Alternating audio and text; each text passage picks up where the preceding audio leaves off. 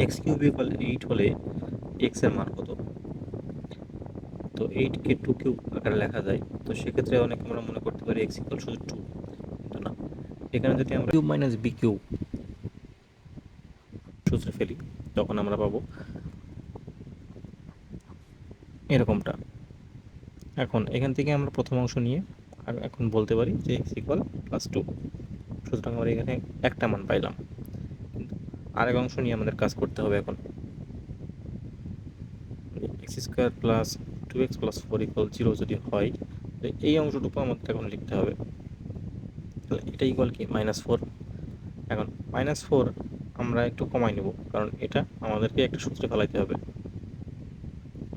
এটিকে আমরা 1 নিয়ে নিলাম, আর বাকি থাকলেও দেখবেন -3।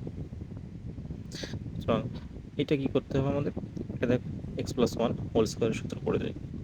এখন আমাদের তো হোল স্কোয়ার লাগবে না, আমাদের লাগবে শুধু এক্স এর মান। সুতরাং এই স্কোয়ারটাকে আমরা রুট দিয়ে তুলে দেবো। তো রুট দিয়ে তুলে দিলে আমাদের খেয়াল রাখতে হবে যে অবশ্যই এখানে প্লাস মাইনাস আসবে। আর যেহেতু রুটের ভিতরে মাইনাস আছে, তাই সামনে 3 এর আগে আই বসবে। আই হচ্ছে ইমাজিনারি নাম্বার। সুতরাং এক্স প্লাস 1 সমান এই যে যেটা বেরোলো। এরপরে কি x equal -1 plus minus I √3, plus minus সহ দুইটা মান এবং আগে বেরোছিল একটা মান, টোটাল 3টা।